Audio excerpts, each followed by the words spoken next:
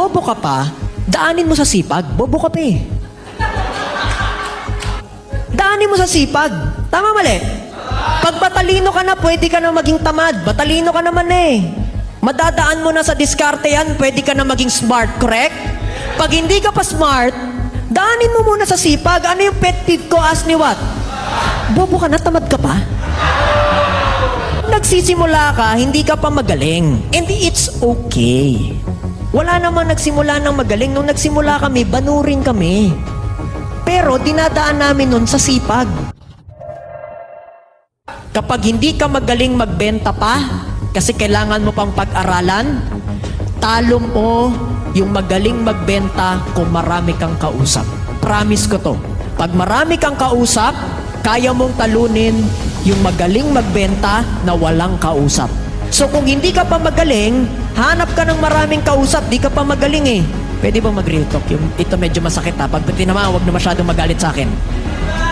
Kapag bobo ka pa, daanin mo sa sipag. Bobo ka pa eh. Daanin mo sa sipag. Tama mali? Pag matalino ka na, pwede ka na maging tamad. Matalino ka naman eh. Madadaan mo na sa diskarte yan, pwede ka na maging smart, correct?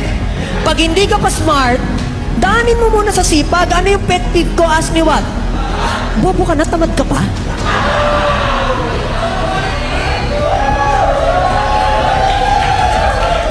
Tama mali? Hindi ka na nga nananalo doon sa kabila, tamad ka pa? Aray! Pag nagsisimula ka, can everyone say pag nagsisimula?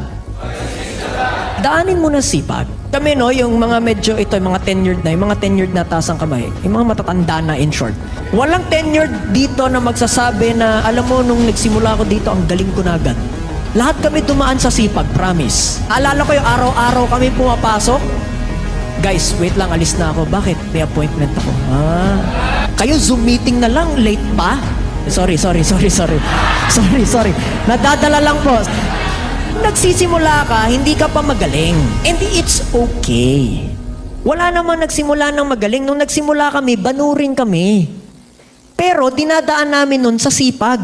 Ngayon, kapag magaling ka na, o edi sige, medyo maghayahay ka na, kasi alam mo nang magaling ka na, pero isa lang masasabi ko sa inyo, ask me what? Daig ng maraming kausap, yung magaling na walang kausap, sure ako. Daig ng taong masipag, yung taong smart, sure ako. Ask me why? Kasi yung taong smart, hindi siya sure kung saan siya makakahanap ng kausap, therefore hindi siya sure sa mangyayari sa buwan niya. Pero yung masipag, meron siyang peace of mind. You wanna know why? Kasi consistent siya every single week, every single month. Hindi niya kailangan kabahan saan ko kukunin yung next na benta kasi ang confidence niya nasa sarili niyang sipag. Are you with me?